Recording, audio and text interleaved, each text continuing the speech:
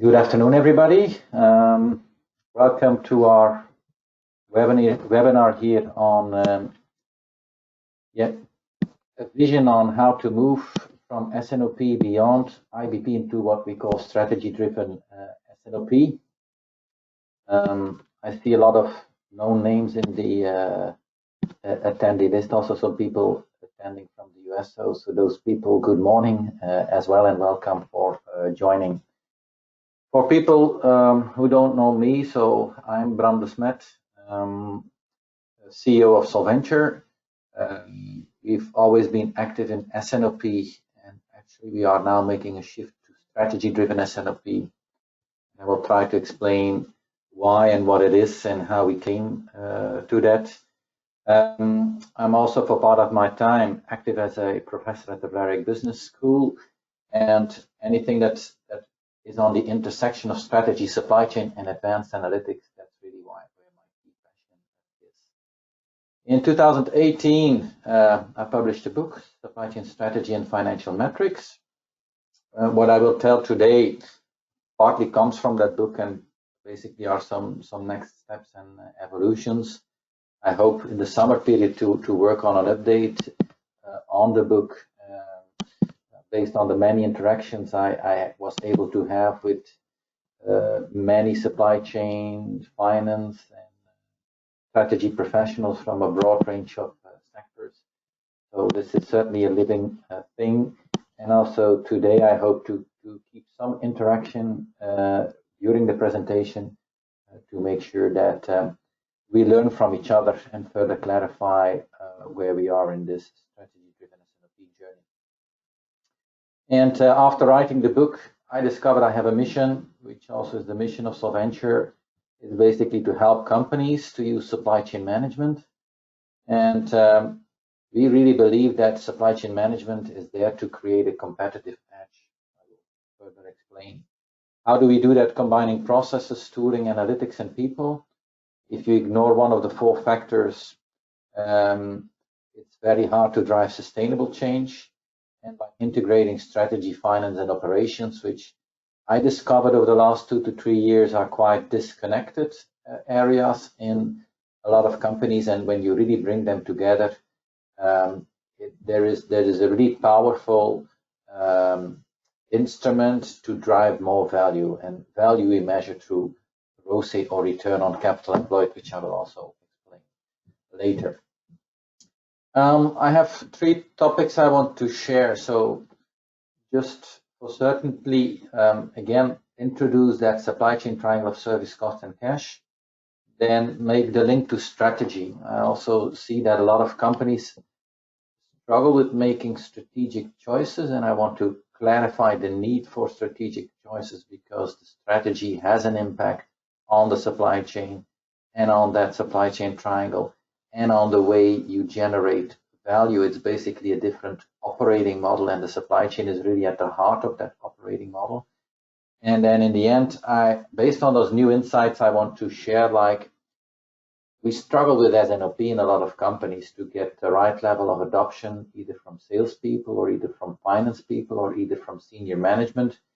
And if we really want to create a breakthrough, I strongly believe we need to rethink what S&OP is, what IBP is, and extend it into what we call strategy-driven S&OP. And when we want to move to strategy-driven S&OP, I also believe it fundamentally changes the role that supply chain is playing in companies today. So those are the ingredients for this afternoon. If somebody is completely disoriented and says, I have to leave now, I hope that's not the case, but I would certainly understand. So let me start with that supply chain triangle of service, cost, and cash.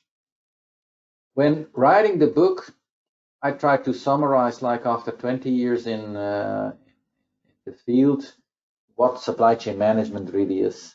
And supply chain is very vaguely defined. If you look at the role of a supply chain manager in different companies, it can be very diverse. Yeah? Sometimes it's more oriented towards logistics. Sometimes it's more focused on S&OP. Sometimes it includes customer service.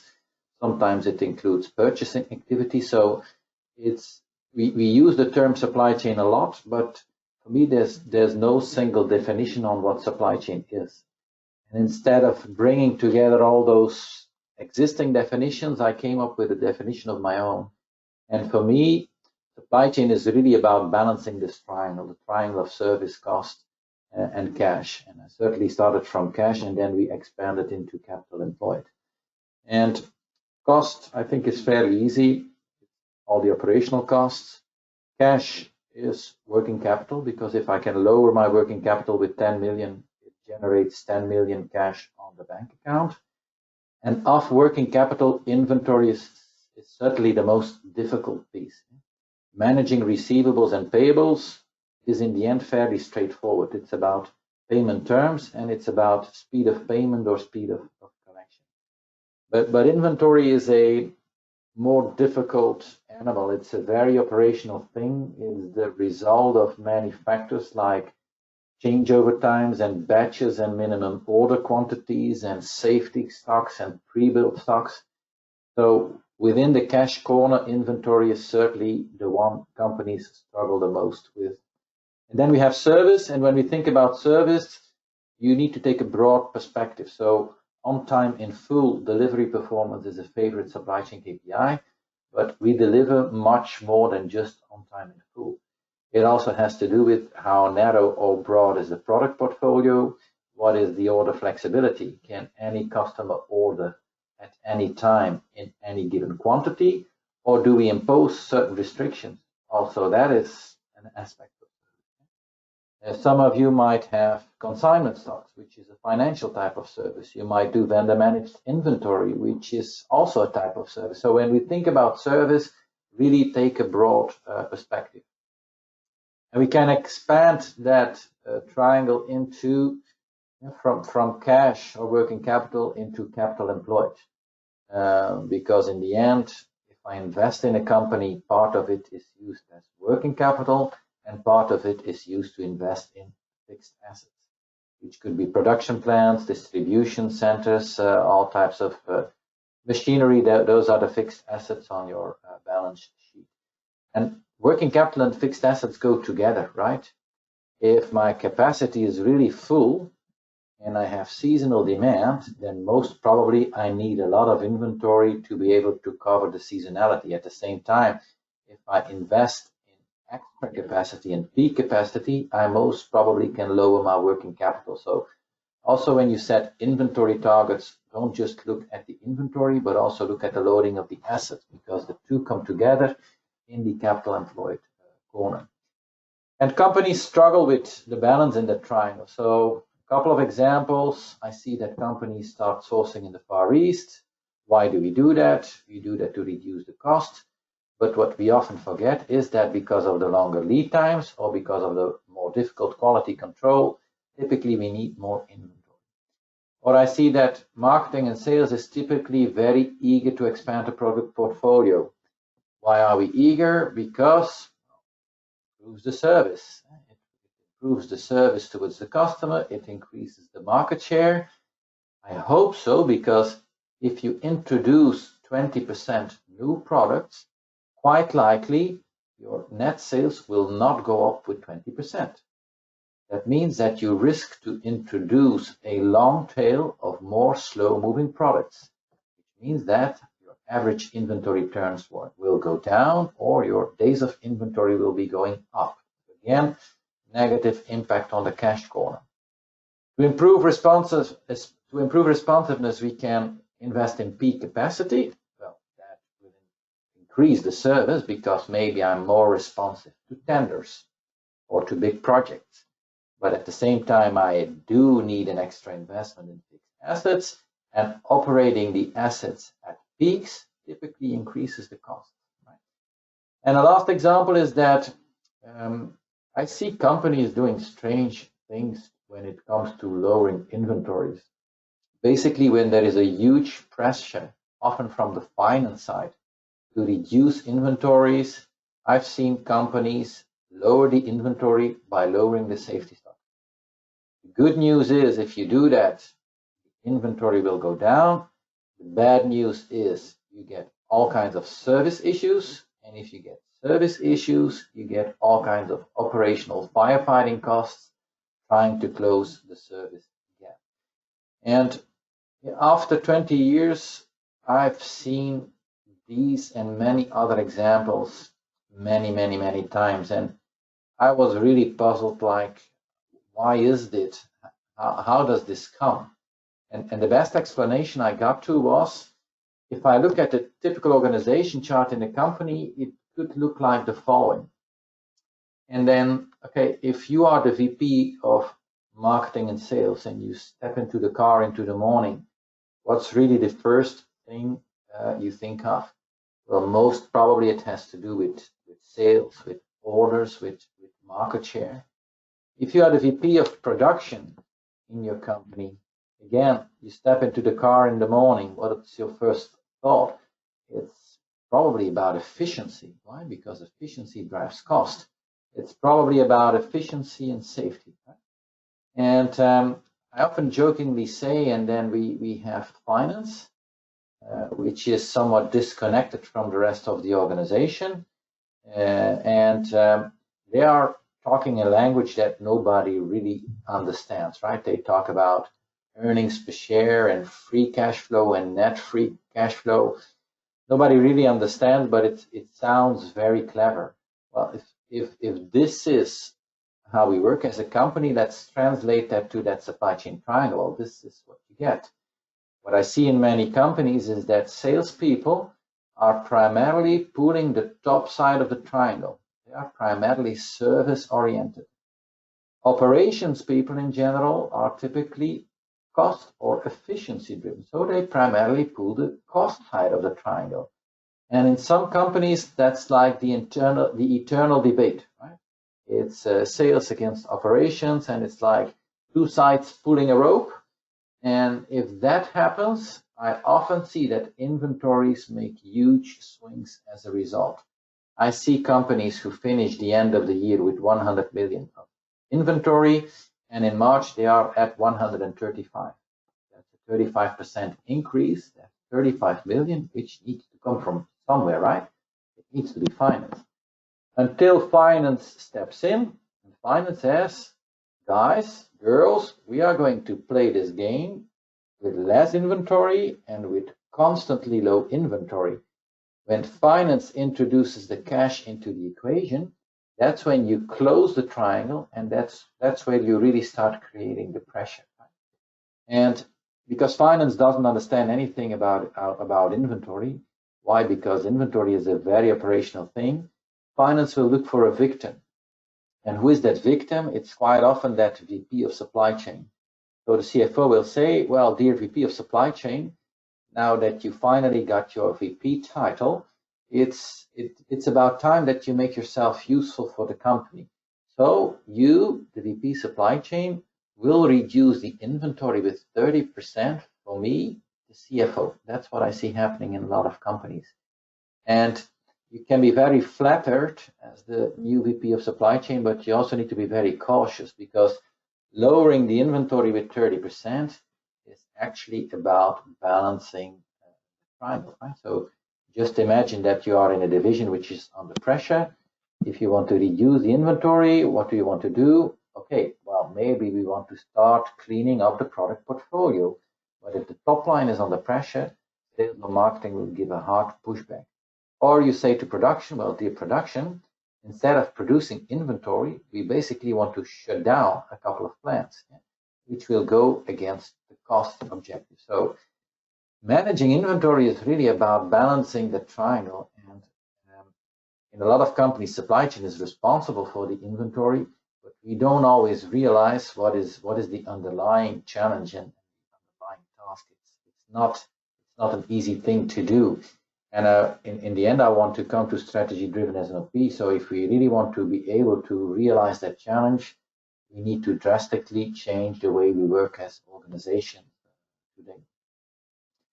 And then one of the people I learned a lot from in my career said, Bram, I got the story, I like the story, but is this not how companies work? Won't there always be conflicting objectives between sales and operations, and will different departments not always talk a different language? And I think that's a good question, because in any case, that's how a lot of companies work today.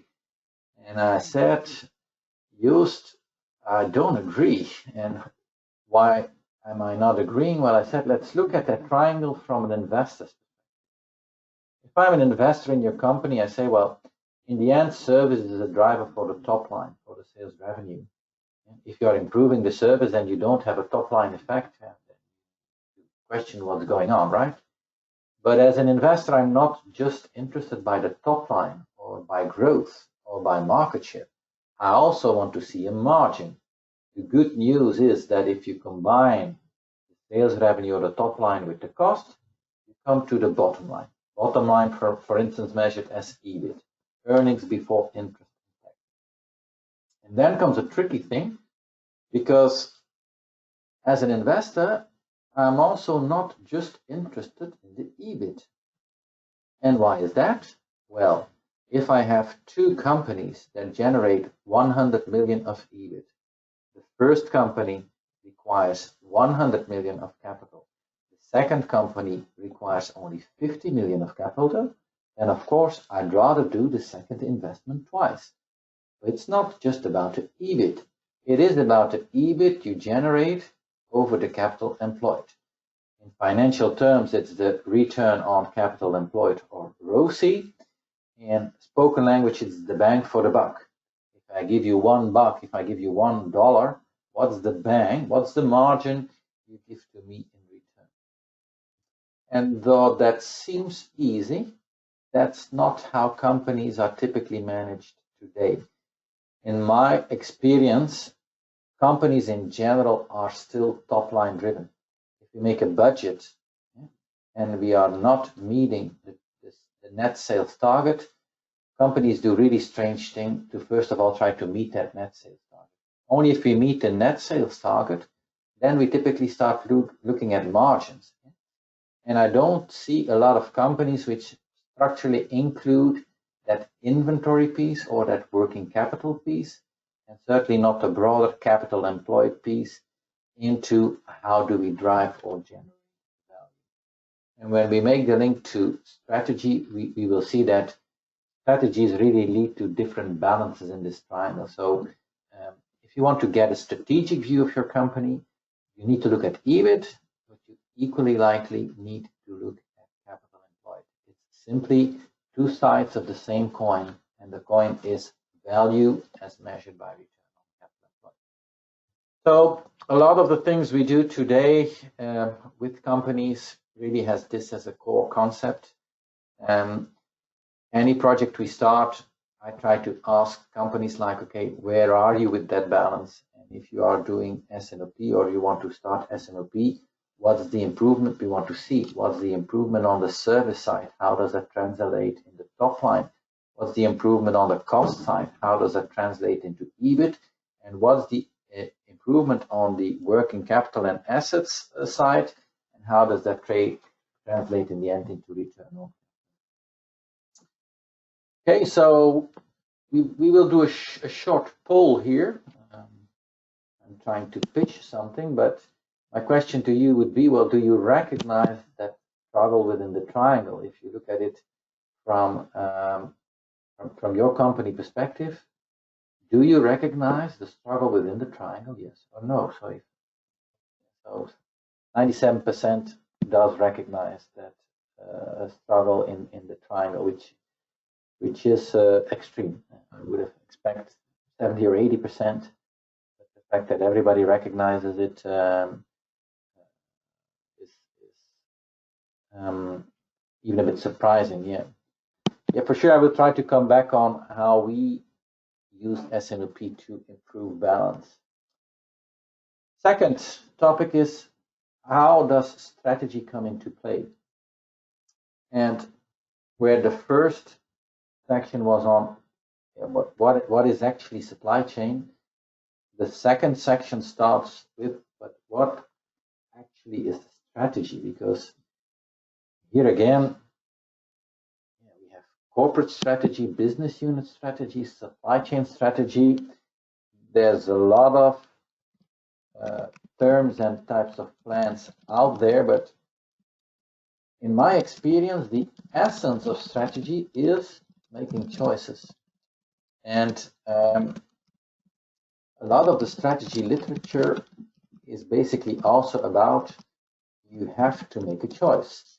And as companies, we are not good in making choices. Actually, we hate to make choices. We think that choosing is losing. And strategy literature literally says the opposite. You have to make a choice. And it started with Michael Porter in the 80s. And Michael Porter gave two basic options. And he said, you need to make a choice. And either you go for a cost advantage, because the cost advantage will give you the lowest price. That's a competitive advantage. And if you can't get the cost advantage, you will need to differentiate. That's, for me, one of the early works in strategy. And a lot of the strategy literature has basically continued down that same path and on that same theme. And one of the models I still use a lot today is the model of Tracy and Wiersema. And Tracy and Wiersema give two specific options to differentiate. They say, well, you can either go for the best product, which means that the customer buys from you because you simply have the best product. It's the highest specification, newest technology, the highest performance, that's best product. Or you can also go for the best total solution. So you're not necessarily the cheapest, you're not necessarily the first on the market with a new product, but you have built an intimate knowledge of your customer's problem, and you have developed a full range of products and services to support the total need of that customer segment. And Tracy and Wiersema, their book is called The Discipline of Market Leaders. So they have investigated what defines a market leader. And a market leader for them is a company that has consistently outperformed its competitors. And consistently means not 2 or 3 or 5 years, but really 15, 20 years. If you look at a company like P&G, P&G has an EBIT of 20%, a return on capital employed of around 20%, really for over 15 to 20 years. That's a good example of a market leader. And Tracy and Wiersema say, well, you need to make a choice. So you either go for the lowest price, which they call operational excellence. You either need to go for the best product, which they call product leadership, or you need to go for the best total solution, which they call customer intimacy. So you need to make a choice. And once you've made that choice, you need to be extremely disciplined in executing it. That's really the core message of 3C and Wiersema. If we try to apply it to different industries, so let's look at retail companies. So lowest price, that's basically the hard discounters, right? So we try to give you a fair quality product, but at a much lower price. That's how hard discounters have started. What would be best product in retail? It's typically the more upscale retail brands like Whole Foods, which has been bought by Amazon, or the Fresh Market. Those are some bigger chains in the US. It's like the specialist store more in Europe. I think there's less chains which have the same size in Europe. And they typically focus on like it's locally grown, it's anti-allergen, it's anti-this, it's all those type of premium branded foods. That's product. And what's the best total solution in retail? Well, it's the traditional supermarket. It's a traditional supermarket which says, well, you know what? You can do all your groceries for the full week with me. I have a combination of A, B, and C brands, so I have the same products for different types of occasions. And that's actually delivering a total solution. You don't get that type of total solution at a hard discount. And you don't get that type of solution here at one of those upscale retail brands. And it goes across industries. So also if you look at aerospace companies, well, lowest prices, these are like Ryanair and Southwest. It's the low-cost airlines. Best product is all those Middle East companies like Etihad, Qatar. I've never flown them, but at least they brand themselves as really having the best experience. And best total solution, well, that's probably the traditional bigger airlines. It's like KLM Air France or Delta or United. They are not necessarily the cheapest. They don't necessarily have the best service, but if you need to be somewhere in Europe or in the US, they will most probably bring you from point A to point B. So that's like the total solution over there. And strategy has a major impact on the balance in the triangle. I see that companies seriously underestimate that and also struggle with that.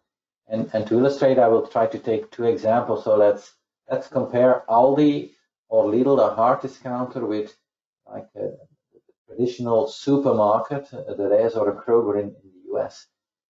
Well, if we look at the triangle, instead of a triangle, I have now three axes. So I have a cost axis, so out is lower cost, and I have a capital employed axis, out is lower capital employed, and I have a service axis. So let's start with the cost. So who will have the lowest cost? Would it be either Aldi or would it be Delhaize or Kroger? Quite obviously, the hard discounter will have the lowest cost because that's the business model, right? Let's switch to the capital employed axis. Who will have the lowest inventory? So who will have the least inventory in days, or who will have the highest inventory turns? Would it be Aldi or would it be Delhaize Kroger? Well, here again, the hard discounter, Aldi, will have the lowest inventory. Why is that? Basically because they have a smaller assortment, right? In a store from Aldi or Lidl, maybe we have 2,000, 2,500 SKUs. In a Delhaize store, you might have 15,000 or even 20,000 SKUs, right? If I want to create a certain offering and choice, I will need more SKUs. The hard discounter does not like the long tail because that long tail is killing the efficiency. So Aldi doesn't care about the long tail. They will focus on the fast-moving core of the assortment. What is the 20% of SKUs that generate 80% of the volume? That's where I can get the efficiency, which I need to have my lowest cost, and I need the lowest cost to get it. And it goes further because who has the smallest stores? Well, of course, Aldi will have smaller stores. Why? If as Delhaize I need to put 15,000 SKUs, I also need to have space to put the 15,000 SKUs, right? And I also know that that long tail is selling less frequently, so the turnover per square meter will be lower at Delhaize.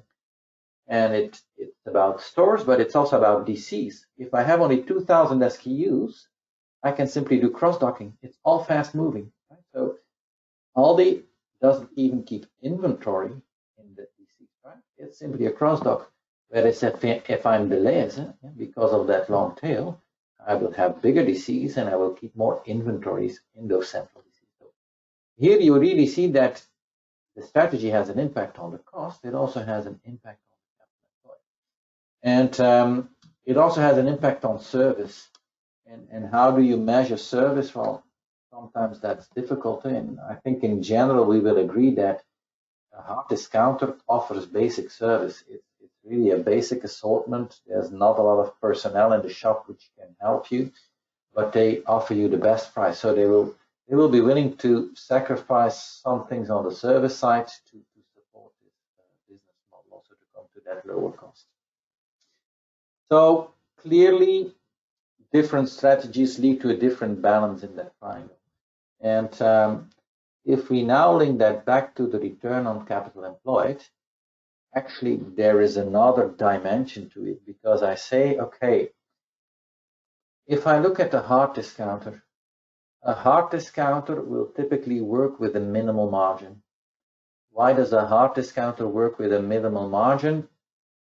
Because he wants to have the lowest possible price. Right? So if your strategy is operational excellence, your margins will be minimal because your promise to the customer is the lowest price. So you will decrease the price. As an investor, I say it's okay if the margin is lower, as long as you compensate with less capital employed. The ROCE perspective.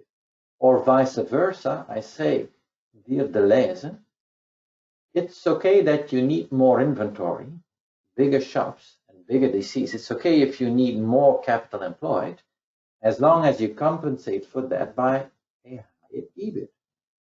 As an investor, I'm indifferent of the strategy.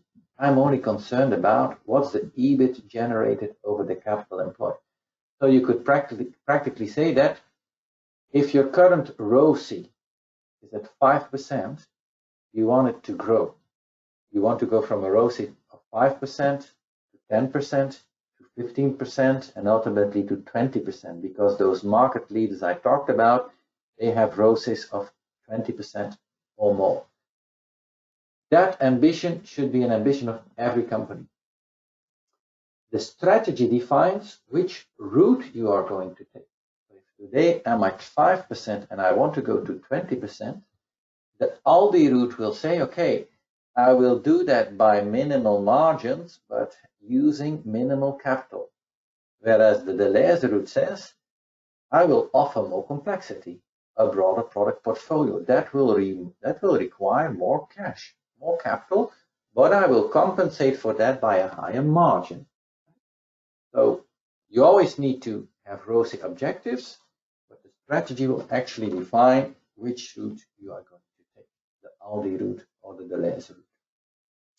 And if you explain that, there is a dangerous thing, because if you explain this to your CFO, that CFO might say, well, hey, wait a second, I have a good idea.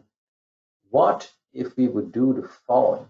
Actually, it's a brilliant idea. What if we would do the following? What we do is we work at the cost level of Aldi with the capital employed level of Aldi, but we generate the gross margins and the service of the Deleuze. So that's what I see happening in a lot of companies, that we come up with unrealistic targets. We want to be the best in service, we want to be the best in cost, and we want to be the best in capital employed. And that's not realistic. When I do analysis, I sometimes need to say to companies, you know what, it's perfectly fine to be worst in class in inventory. I once did a benchmark for the toy industry. So I compared Lego and Mattel and Hasbro and what have you. And in that sector, Lego is officially worst in class in inventory turns. But that's perfectly fine, because Lego is generating an EBIT of more than 30% and was generating gross margins of more than 70%. So it's all about the balance between the invested capital, the capital employed, and the margin. So that's really something that you should keep in mind.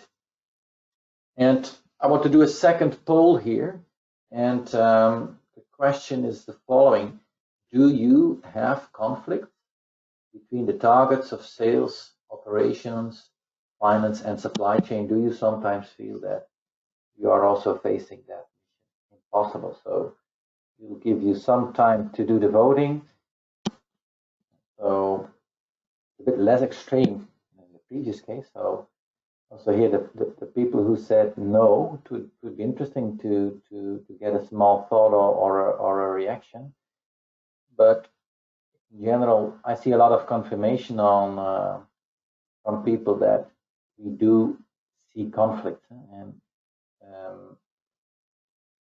my experience is also that the strategy dimension is often absent, that companies have an increase in complexity because they have the ambition to grow, and at the same time they expect supply chain to lower the inventory.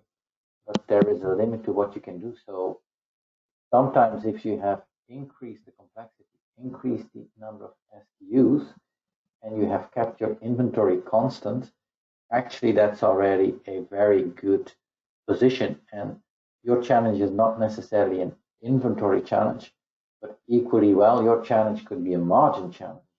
And that's why we've expanded the product portfolio, but our margins have decreased, where normally our margins should have increased. We should have got a premium from the customer as a kind of a reward for that broader product portfolio. So these are some thoughts that also come to mind. So question here, through segmentation, one company can employ different strategies. Yeah. For some products, customers, it is focused on cost, and for others, it is focused on service. Yeah. Excellent question. Supply chain segmentation is popular. And to be honest, I'm still in doubt, because if you read the book of Tracy and Wiersema, they say you can only be the best in one discipline. And as an example I often give, if you would take somebody from Ryanair and you put that person at Etihad, that person dies on the spot, because that person will say, my gosh, how can you spill money in this way? It's unbelievable. Equally likely, if you take somebody from Etihad and you put that person at Ryanair, that person also dies on the spot, because that person would say, how's that possible? How can you ever be so rude against the customer? So the strategy is dominant, and Tracy and Wiersema say, well, if you really want to stand out, you need to make a choice. And the examples they give are typically companies that have made explicit choices. And if you combine different strategies within one organizational model, at least you need to be very careful. What I also see in a lot of companies is that we combine branded business and private label business, but branded business and private label business is very different. Branded business should be premium business with a lot of marketing and a lot of R&D, and high margins. And private label business is typically low margin business. Why? Because those products are used by the retailers to compete on price. So they will expect a sharp price from you. And what do I see? Why do we do that? Well, we combine branded and private label basically to fill the asset, because it's volume and it gives like contribution. But that's outright dangerous, because if you have the same salespeople selling those two, what I see happening is that in the private label, the inventory explodes, because we get customer specific SKUs.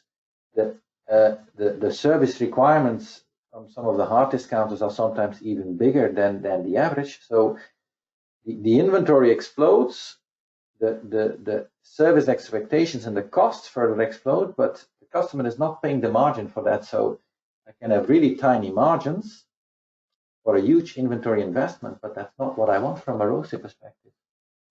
And you could say, well, I will do segmented supply chains. Yeah, well, okay, I'm following that, but then you need to thoughtfully think it through. I challenge some of those companies and say, but okay, if this is private label product, it has the customer's name on it. It says Carrefour or it says Deleuze, and I say, what's that inventory doing with you? Who else than Carrefour is going to sell it? So then we really need to think through the supply chain and say, well, for those products, I don't want to keep stock. Maybe I want to do VMI, but I don't want to see stock at my site. Right? And also, if I know that the margin will be low, the efficiency on the assets needs to be big. That means that for those private label products and customers, I need to make different service agreements.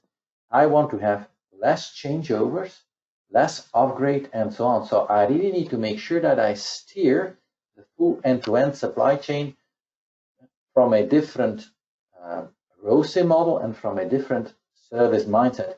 If you do it like that, I think it can work, but I still see a risk. And I'm also sometimes afraid that segmented supply chains are used as an excuse not to have to make strategic choices. And if that's the case, that's where it starts to become dangerous. So that's a question, an answer to that question. I'll continue with the next topic. If there's some of the questions we will not be able to answer, We will try to come back to your questions or remarks later on. But let me step into the third piece of the presentation, which is how do we now use S&OP, and what's the difference between S&OP and strategy-driven S&OP, and how do we deal with conflicting targets, and how do we manage the balance in the triangle? That's what I try to answer here. We come from S&OP as an expertise, and I won't explain in detail, but we have a vision paper which describes our vision on S&OP. So if you would be interested, just leave a note either in the chat box or after finishing the webinar. So it has the basic steps like demand, inventory, supply planning, exact S&OP, also product management or product portfolio management. The triangle is a very handy instrument to manage product portfolios because it says, don't just look at the sales, look at the margins and look at the inventory investment. So try to screen the bang for the buck when you look at the product portfolios. And segmentation is customer product segmentation. So we do believe that no two customers are equal, no two products are equal, and still a lot of companies use the same service level for all products and all customers. And that cannot be the correct solution. So also do a proper segmentation and tie that back into the demand planning, inventory choices, and supply planning priorities. And we struggle with implementing S&OP, and this slide explains what is today, I think, still a vision of strategy-driven S&OP, but the more people I talk to, the more I get intrigued and people get intrigued, and I say, you know what? Actually, you need to really think through what is your financial targets. And I gave the example, if your ROCE today is 5%, in your strategic plan, you need to go to 10%, 15%, 20%. And you also need to think through what is the impact of the strategy. Right? Will you go that Aldi route, like the low cost route, or will you go the Deleuze route with a bit more capital employed but compensated by higher margins? And thirdly, if you would have both private label and branded business, or if you say I have segmented supply chains which follow a different strategy, please make sure that those strategies have been translated into different sets of financial targets. I don't see that happening today.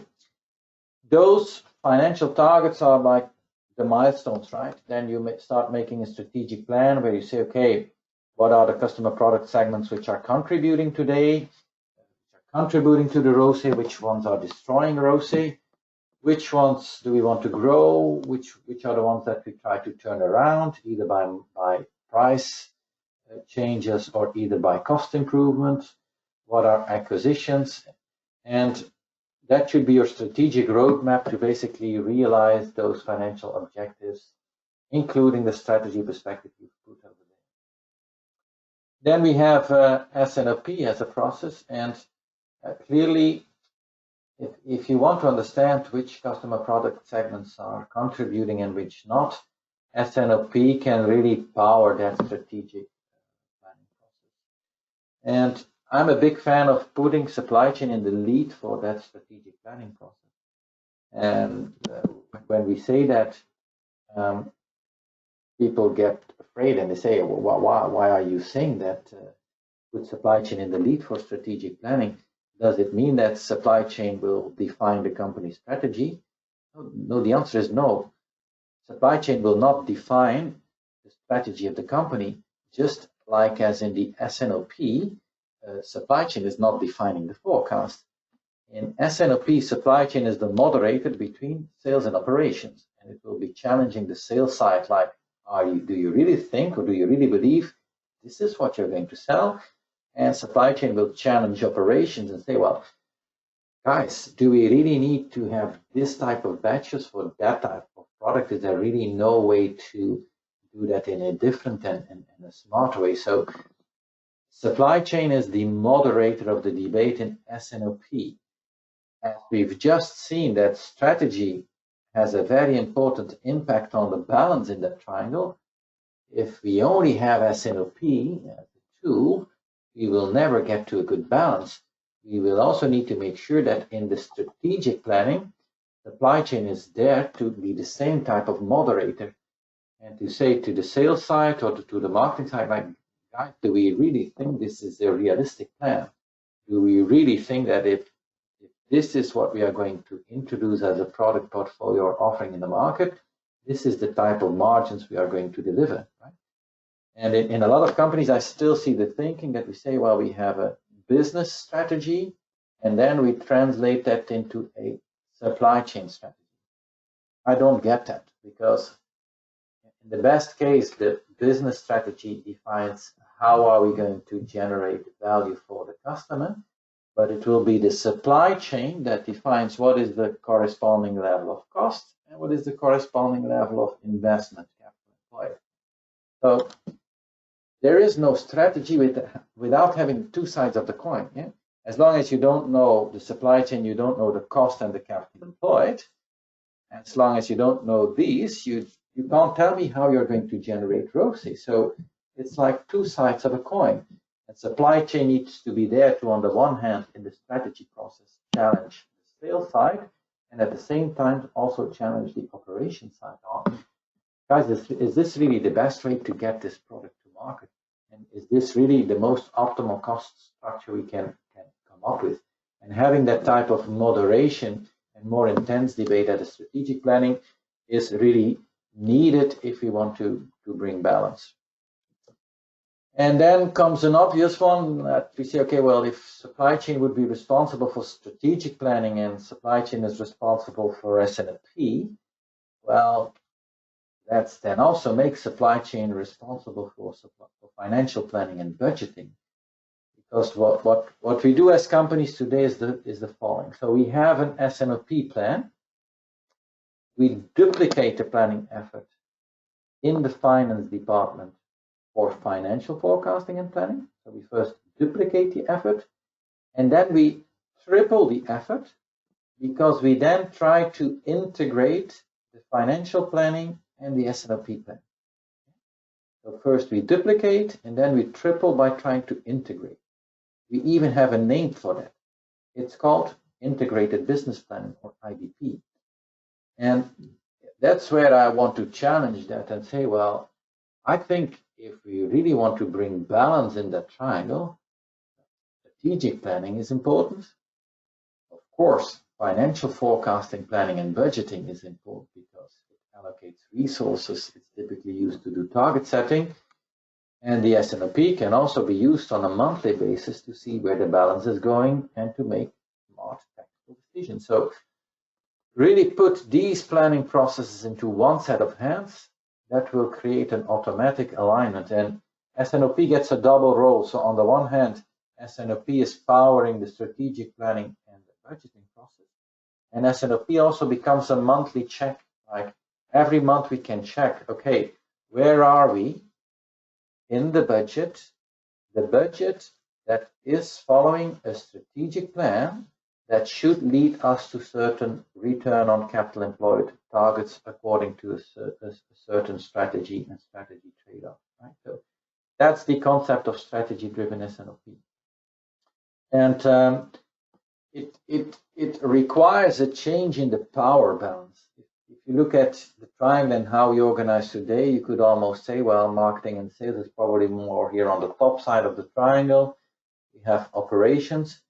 We have supply chain, which in many companies is still like semi-operational. Like we have customer service and logistics, and we maybe have S&OP. We might be involved in some more strategic things like network design.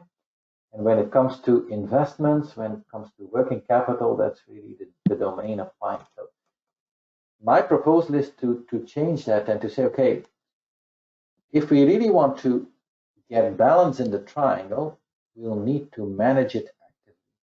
We've now tried for 20 years with S&OP and IBP to balance the triangle, but no company has fully succeeded. So if we want to get balance, we need to actively manage it. How can we do that? We put somebody really in the middle of the triangle. Who can that be? Well, for me, it's supply chain. It's the chief supply chain officer. And why should it be supply chain? Well, supply chain today is probably the only department that has metrics across the three corners. Most probably supply chain today has metrics on time in full, so service, on costs like logistics, and on inventory. So it's really supply chain that feels the heartbeat of the client. That's why I believe supply chain is well positioned. At the same time, the role would drastically change, because if I need to balance a triangle with only S&OP, it's not going to work. So that's why I say, instead of just using S&OP, no, let's say we will use strategy-driven S&OP. That's the tool of the Chief Supply Chain Officer to manage the balance in the triangle. And his key metric will become the return on capital employed. That's the criterion he will use to hold discussions across the different people here in that triangle. And that's an important step or change, because from still a kind of operational tactical function, it really shifts into a fully strategic function. And basically, the ideal Chief Supply Chain Officer would be somebody who has prior experience on each of the corners. That's the person who then has the knowledge and the credibility to balance that triangle. And I do believe if this is what we can do, that Chief Supply Chain Officer also becomes a logical candidate to follow up the CEO, because today it's probably like only the CEO who oversees that triangle. But I don't believe in that. For me, it's almost like a management style of the 80s, like playing by division and saying, okay, sales, you are going to grow the market with 10%, operations, you are going to cut costs by 5%, and supply chain, you are going to reduce inventories by 20%. If you do that, you typically get chaos. Now, the better way to do that is really by having a value-driven perspective in this model here to the right. So that brings us to the last question for today. Do we need a shift in the role of supply chain? So from the things I've told here, if we truly want to balance that triangle to generate more value for the company, do we need a shift in the role of supply chain? Yes or no? So the vote is open. Curious what this one will give. I'm surprised that many people do agree, because it's not, certainly the way I propose it, it's not a slight change. And I see that a lot of companies, supply chain is in a difficult position, in the sense that as supply chain, on the one hand, you still need to gain credibility, and you need to gain that credibility by showing operational results. So basically by making sure that on time in full is okay, that logistic cost is okay, that inventory is under control. And in general, supply chain doesn't have the credibility yet today to make a fist and say, dear CEO, I want to change the content of my job, and I want to change my job title. And to be honest, I've also not seen a lot of companies who have implemented that today. So I do see some people agreeing, like, yeah, indeed, I think it makes sense and that it's valuable, but at the same time, very few companies are ready for that shift. Unfortunately, I have the same feeling today. Yeah. Somebody else says, I often think that supply chain is already in the middle. I certainly agree. I would almost say that because supply chain is responsible for inventory, it's probably the only one who is in the middle and who has to care about that balance in that triangle. But it's also not very fair, in the sense that we expect supply chain to balance the triangle, but the supply chain function doesn't have the cloud or doesn't have the necessary processes to be able to actually do it. So that's certainly something I try to challenge if I have this type of discussion in organizations. Last question here. Interesting to put more responsibility in the hands of supply chain. We see in our business that S&OP is seen too much as a supply chain meeting instead of a real business review. Yeah, I agree. That's also one of the battles I see, that S&OP in a lot of companies, unfortunately, remains a supply chain party, right? Where it's difficult to get the involvement of sales executives, of senior executives, and at least I also strongly believe that if we connect S&OP to some of the other processes here and change a bit the cloud of supply chain, that should resolve some of those questions. Yeah, we're running out of time, so I'll unfortunately more or less have to close here. Let me first of all thank you for attending. Thank you for participating in the voting, and for all your very interesting thoughts and comments. So the ones that have not been answered, we'll try to come back to it later. And just one thing. So if you want to know more, buy the book. Yeah, I will never get rich from being an author, but yeah, let's spread the word and let me know your thoughts. We have also started a strategy-driven supply chain group on LinkedIn together with Frank from Gartner. So feel free to also check some new articles and materials over there. If you would be in Europe, I will have a full work stream with a keynote and then 4 practical cases from 4 companies that are using the concepts of the triangle and the strategy and S&OP to get a better grip. So would also be delighted to meet you there. It's March 19th in Antwerp. Thank you once more all for attending.